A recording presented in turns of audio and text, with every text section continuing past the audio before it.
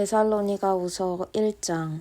나 바울은 실로아누와 디모데와 더불어 하나님 우리 아버지와 우리 주 예수 그리스도의 이름으로 데살로니가 그리스도인들의 교회에 문안합니다.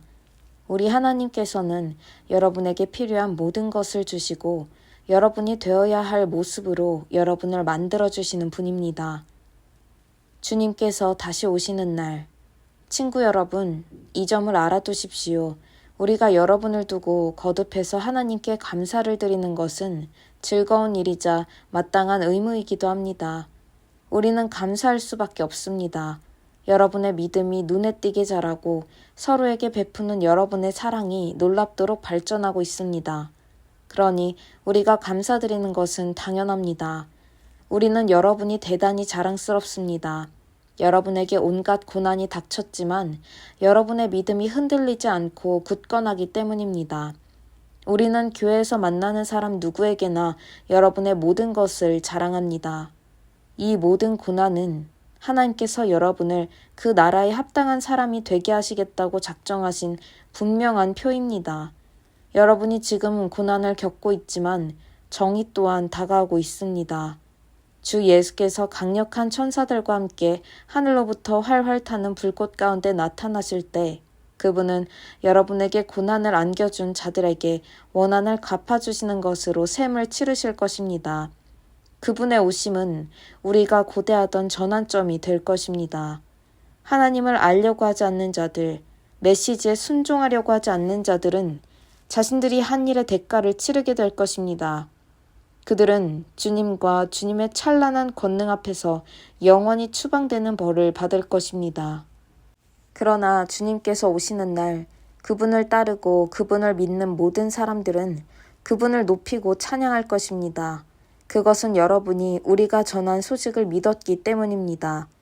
우리는 이 뜻밖의 날이 조만간 닥쳐오리라는 것을 알기에 늘 여러분을 위해 기도합니다. 우리 하나님께서 여러분을 그분의 부르심에 합당하게 하시고 여러분의 선한 생각과 믿음의 행위에 그분의 능력을 가득 채워주셔서 그것이 온전해지기를 기도합니다. 여러분의 삶이 예수의 이름을 드높이면 그분도 여러분을 높여주실 것입니다. 이 모든 일의 배후에는 은혜가 자리하고 있습니다. 자신을 값없이 내어주시는 우리 하나님, 자신을 값없이 내어주시는 주 예수 그리스도가 계십니다. 데살로니가후서 2장. 무법자의 등장. 친구 여러분, 이어지는 글을 주의 깊게 읽어보시기 바랍니다. 침착하십시오. 우리 주 예수 그리스도께서 다시 오실 그날, 우리가 그분을 맞이할 그날에 대해 성급하게 결론 짓지 마십시오. 누가 거창한 소문이나 내게서 받았다고 하는 편지를 가지고 주님이 오실 날이 벌써 왔다고 하거나 이미 지나갔다고 하여 여러분을 동요시키거나 흥분시키는 일이 없게 하십시오. 그와 같은 말에 속아 넘어가지 마십시오. 그분이 오기 전에 몇 가지 일이 일어날 것입니다. 먼저 배교하는 일이 있을 것입니다. 그런 다음 무법자, 곧 사탄의 개가 등장할 것입니다. 그는 신이라고 불리는 모든 것이나 제단에 대항하고 그 모든 것을 접수할 것입니다. 그는 반대자를 쓸어버린 뒤에 하나님의 성전에서 전능한 하나님을 자처할 것입니다.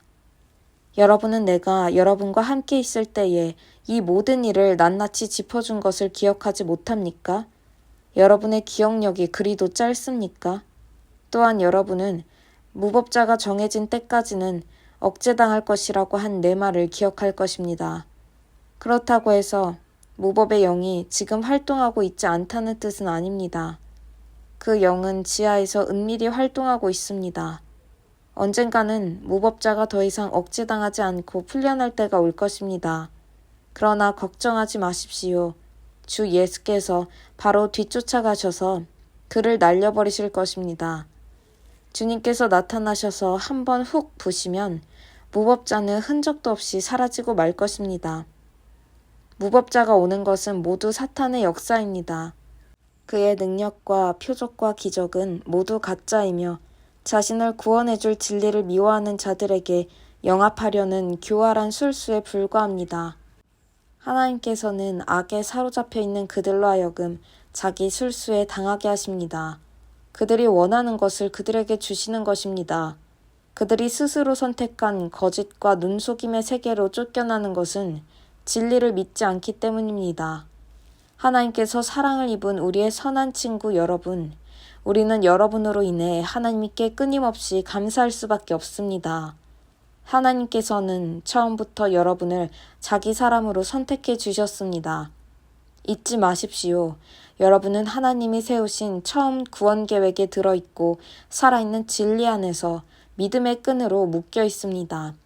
이것이 하나님께서 우리가 전한 메시지를 통해 여러분에게 권하시는 성령의 삶입니다. 여러분이 그렇게 살면 우리 주 예수 그리스도의 영광에 참여하게 될 것입니다. 그러므로 친구 여러분, 땅에 발을 딛고 굳게 서서 머리를 치켜두십시오. 우리의 말과 편지로 배운 가르침을 굳게 붙잡으십시오.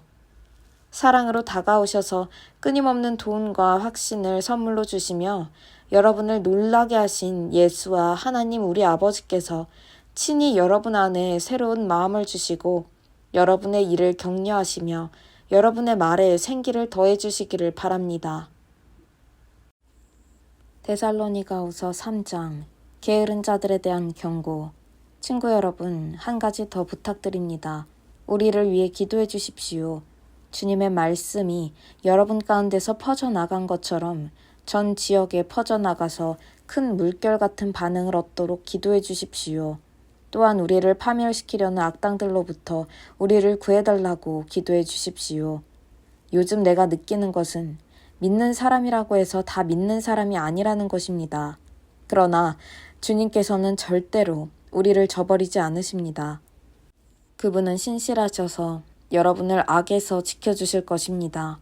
주님으로 인해 우리는 여러분을 크게 신뢰하고 있습니다. 우리가 말한 모든 것을 여러분이 행하고 있고 앞으로도 행하리라는 것을 우리는 압니다.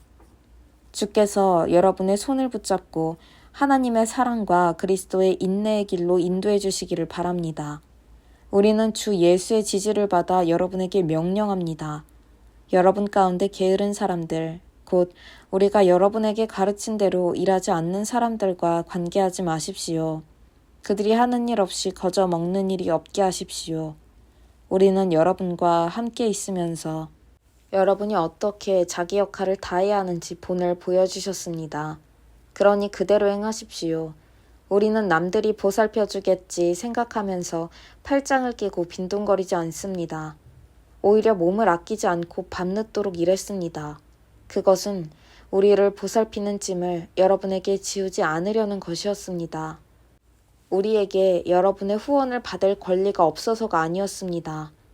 우리에게는 그럴 권리가 있습니다. 다만 우리는 부지런한 본을 보여서 그것이 여러분에게 전염되기를 바랐던 것입니다. 우리가 여러분과 함께 생활할 때 제시한 규정을 기억하지 못합니까?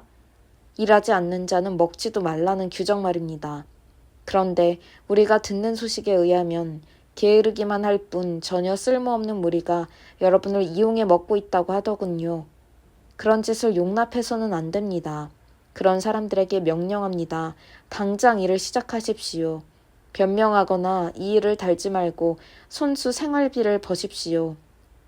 친구 여러분, 일손을 놓지 말고 자기 본분을 다하십시오. 이 편지에 담긴 우리의 명확한 지시를 따르지 않는 사람이 있거든 내버려 두지 마십시오. 그런 사람을 지적하고 그의 무의도식을 눈감아주지 마십시오. 그러면 그는 다시 생각하게 될 것입니다. 그러나 그를 원수처럼 대하지는 마십시오. 그를 앉혀놓고 걱정하는 심정으로 그 문제를 꺼내 상의하십시오. 평화의 주님께서 언제나 서로 화목하게 지내는 선물을 여러분에게 주시기를 바랍니다. 참으로 주님께서 여러분 가운데 계시기를 바랍니다. 나 바울이 친필로 여러분에게 작별 인사를 합니다. 내가 보내는 모든 편지에는 이런 식으로 서명이 되어 있으니 내 서명을 보고 편지의 진위 여부를 가리십시오. 우리 주 예수 그리스도의 놀라운 은혜가 여러분 모두와 함께하기를 바랍니다.